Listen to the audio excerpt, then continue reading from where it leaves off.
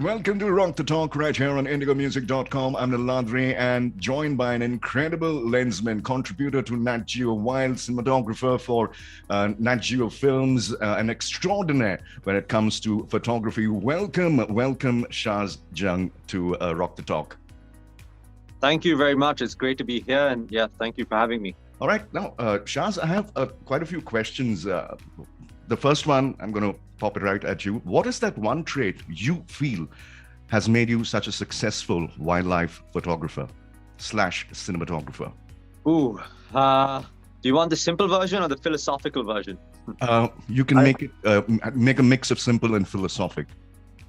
Well, honestly, no, I'm just joking. I think the beauty of wildlife photography is it has the ability to ground you, to just make you humble, to realize that there's always space to grow and to evolve, and that where you are is never you at your top, and that's just something beautiful, because when you go out there and you're under these giant trees in this forest looking at animals in their natural habitat, this nature's grandeur, you kind of realize how small you are and how kind of well in this grand scheme of it all, and I think that just is what's given me that drive to keep trying to evolve and become a better photographer, because I know that no matter where I am, it's not at my potential, and there's just more and more to kind of dive into. Now, ironically, Shaaz, I started my career as a wildlife cameraman way back in the 90s, assisting Emmy Award-winning cinematographer Alphonse Roy. I don't know whether you've heard of Alphonse Roy. So, yeah, I started off there, and about 4 years into wildlife photography, I hung up my boots and decided I'll play music for the city, because it just gets very, very tough in the jungle, especially when you're not getting that capture that you really want. Now, I want to talk to you about your gear. What's your gear like, Shaaz? So I'm the ambassador for Nikon, and I use the 600 millimeter lens f4 FL. FL is kind of the light one because I'm not the biggest guy, and I like using a large zoom, which allows me to stay further away from the animals, so I can observe them, doing their natural sort of behavior in their natural habitat. And I'm using the new Z9, the Nikon Z9. And of course, a bunch of other lenses based on what I'm trying to photograph and what story I'm trying to tell, most importantly. Right. Now, from economics to wildlife, talk to us about that U-turn. Yeah, it took that path for me to realize that, that path wasn't the one for me. So I tried, I went in there, I did my bit in the corporate world, and it made me realize that I'm not cut out for it. I have a lot of respect for those who can do that, but I just wasn't a guy who did not have, I didn't have that discipline to sit down and do a 9-to-5 job and give it my best. So there was always this kind of artist brewing in me, and I didn't really know that until I went to the jungle and started to sort of tap into that side, and then over time it kind of evolved into this. Right now, Shaaz, Saya has become a household name because of your work. When was the last time you had a sighting of Saya, the leopard? It's been a while, to be very honest. He is still around doing very, very well, but he's kind of drifted further into areas where it's inaccessible. And that's for many reasons. That's because of water, because of other males in the territory, because of most importantly, females, where he can now court with to pass his gene on. So there are a lot of reasons, but over the last few months, he's become a lot more elusive, more tuned to what a black panther should be. And it's nice in a way because you spent so many years just documenting him and seeing him, and it kind of is beautiful. But that whole elusivity that resonates around a panther slowly gets lost, that romance, once you start studying something. And it's true for anything in life. I'm sure for you it was with wildlife photography, to an extent with music. The more you dive into it, the more it starts to lose that romance. So he's become extremely elusive. So it's been, I think, 3 months since I've seen him. Oh, okay. Now, it's a wait and watch game with wildlife, as you know. Now, when you're waiting for days on end for that particular capture, and still not getting them. What do you do in that time? I mean, because there's no coverage. Do you listen to music, or what do you generally, how do you pass that time? Well, you can't listen to music because in the jungle, one of the first few things you learn is that your sense of hearing is more important than your sense of sight, because the jungle is always telling you something. There's always a story. You just have to listen and figure it out. So we got to really be attuned to that. So unfortunately, music, I'd love to listen to music because I am a big fan of music, and doing that in the jungle would just be incredible. But I can't afford to, because it would mean that I could potentially miss something incredible. So we just got to make sure that we're always listening. But yeah, I mean, a lot of people ask me that question. It's, how have you done this for 15 years? How don't you get bored? How don't you get burnt out? And I think that's the difference between hobby and passion. And when you slowly start to turn your passion into a profession, you can start waiting hours and hours, just on end, because at the end of the day, you understand how difficult this is. And yeah, but in truth, it gets difficult. There are days which are very long, very hot. You're hungry, you don't have proper food with you. I remember when we're filming for National Geographic, it wasn't easy doing full days out in the park, but we had to do it. And at some point, at any given time, someone had to be attentive. So we'd take turns. There were turns where sometimes, I'd take a quick nap between 12 to 1:30, and then my guide would take a quick nap after that. So at any given time, someone's got to watch out.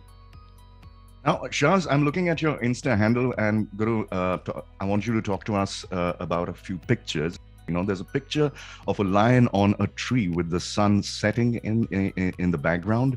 It is just awesome. Talk to us about that. When did that happen? Where did that happen?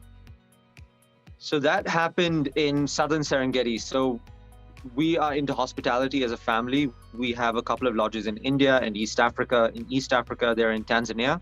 And one of them is a mobile camp, which kind of moves with the migration, the wildebeest migration. So every March, March, the wildebeest come down south to the southern short grass plains of Serengeti to give birth. It's called the Great Carving.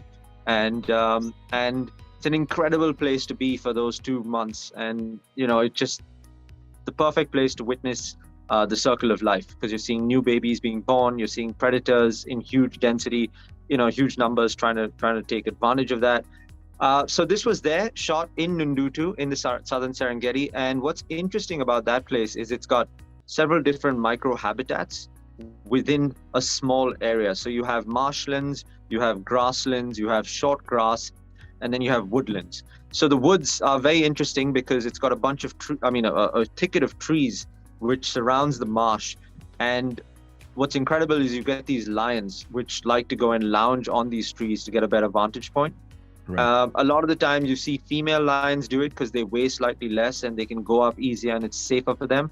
But you don't see males much. But this time, like on a late evening, I remember going in, and from a distance we spotted this male lion on this tree just sitting upright. And a lot of people were shooting with the light because the light was falling golden on him. But I just said this was an opportunity to create something unique. So we go against the light, and we knew the sun was going to set, at a particular angle, and we just waited, and boom. And there's another picture that I'm looking at. It looks like an African elephant, but you've taken it from a little low angle, and this elephant kind of looks intimidated. Yeah, well... That was pretty close, Shaaz. I mean, the distance wasn't too much. Yeah, it's called the ant's eye perspective. So basically, you have your camera, you enclose it in a box, which really doesn't help, because if the elephant wants to destroy it, he will. Right. But it's just for your mental kind of security. So you encase it in this, and you put it down, and you've got a remote trigger. So you're sitting in your car safely, and you are activating, the camera, triggering the camera through this Wi-Fi trigger. And with a wide angle lens, obviously the wider the better, because, it gives that false perspective of proximity. and you have the sky, and then the grandeur, and the creature is just magnified from that lower angle. Fantastic. Now, talk to us about your theater of work now, which is Melanistic Leopards. What exactly is that? Yeah, so melanistic leopard, well, the world knows them as black panthers, but black panthers is a broader umbrella term to describe any big cat that has an abundance of melanism, basically black cats. So in South America, your black jaguars would be black panthers. In Asia, your black leopards would be black panthers. And those black leopards, the scientific term is melanistic leopards. Why? Because they have an abundance of melanin. So melanin is basically regulated in the body in all of us. It's what defines the color of our skin. So these melanistic leopards, black panthers, lack a particular gene called the agouti gene, which regulates the color and the fur pattern. The pattern on their fur. So the absence of that just means that they're void of any color, which makes them completely black. Hence the melanistic leopard. Now, Shaaz, the tiger population has kind of gone up. It's going northwards. What do you think are the factors that attribute towards, the population increase of tigers in India today? Yeah, there's several reasons, of course. Conservation in many ways. One of them is the fact that protection of these tiger reserves has become significantly better over the years. People are becoming more aware. The department, the government are working more with the locals, trying to make sure that they can protect this fragile ecosystem. And for example, where I am, which is right now, I'm overlooking the Nagarhole forest over here in Kabini. And I've been here for 15 years, and in those 15 years, the population of tigers has gone from around 60 in 650 square kilometers to over 100. So it's doubled, and that's primarily due to protection of these tiger reserves. And what's great about that is when you have the tiger, you have a positive spillover for all other animals. So everything in that tiger's sort of habitat is being protected. So you have an increase in density of prey, which is like your deer, your gaur, your monkeys, which then works, in tandem with the population of tigers again. So when the prey density increases, the tiger density increases. So yeah, it's a very interesting model. But a rising population doesn't necessarily mean that it's going to stay at that, because a forest of, let's say, 650 square kilometers, these animals are territorial. So maybe it can hold one in every 10 square kilometers, so around 65. And then these 65 tigers, when they reproduce and it goes to, let's say, 100 with about 20, 30 cubs in that area, it'll eventually come back down to 65, because these are territorial animals, and they will push these other tigers, this inflation, out into other forests, which is why this forest over here, Nagarhole, is a part of the Nilgiri biosphere, which is incredibly important for the survival of these animals, because it allows them to migrate and move into different forests to find territory, not just the tiger, but also the elephant. And these connecting corridors is the last hope. Shaaz, you literally live in the wild doing your work for the last 10, 15 years. Have you had any dangerous close encounters? A lot of people, that's the first question people ask. The more dangerous it gets, the more excited they get. But, to be very honest, most of my dangerous encounters haven't been in India, because over here, the parks pretty regulated. You have very, very, stipulated timings. You have to be in a vehicle at all times. You have to be on a track. You cannot off-road at all. So you have to be really, really clueless to kind of get yourself in a situation where you're in danger, and you never want to do that, because you as a guide, or as someone who's kind of knowledgeable and leading in this sort of space, you don't want to get other people in danger. You don't want to endanger the entire kind of vehicle of guests. So we're taught to kind of keep a distance. We understand the animal well. We can read behavior, but all of that kind of changes when you go to Africa. I'm not saying Africa is more dangerous, but out there you are allowed to off-road. You're allowed to camp inside the forest. Right. So I remember there was I think on my honeymoon actually, I took my wife to Africa for the first time, and we set up camp in the tall grass in central Serenara or central Serengeti, a place called Serenara, and we had just finished cutting the grass, and we had just pitched up the two tents. And as we were dining, my wife spotted this lioness under a little light which was hanging from a tree not more than 15 feet away from us. Wow. And we quickly jumped into the car. The guide all ushered us into the car, turned on the lights. This was at night, mind you. Turned on the lights, and behind this lioness there was, I think, another, 10 sets of eyes just staring. So her entire pride was just wanting to move right through camp, or maybe we had pitched up camp, right in the territory of where they had made a kill. And out there you kind of get into these situations because of the proximity you can get to in terms of wildlife. But it's in India you can't. However, if I were to answer that question in short, I'd say elephants. If I've ever been in situations where I've been terrified and I actually felt in danger, it's with elephants all along this Nilgiri biosphere. And they can get extremely aggressive at times, and sometimes they charge at you, and you can't do anything. You just have to have your car off and hope that they don't come and hit you. So yeah. Now, Shaaz, you have this place called the Bison at Kabini. Yes, that's where I am right now. How does one, come and chill at the Bison? Talk to us about your place. Yeah, so the Bison was, my parents are very, very into hospitality and ecotourism, and using ecotourism as a tool for conservation. My dad is a diehard wildlife enthusiast, so is my mom. And, they're like, I've been in love with leopards, they've been in love with elephants their whole life, which inspired them to pick up pockets of land in Nagarhole and Bandipur in the early 90s. And we've had this place since then, and I've always been coming here as a child. But in 2006, we decided to turn it into a resort.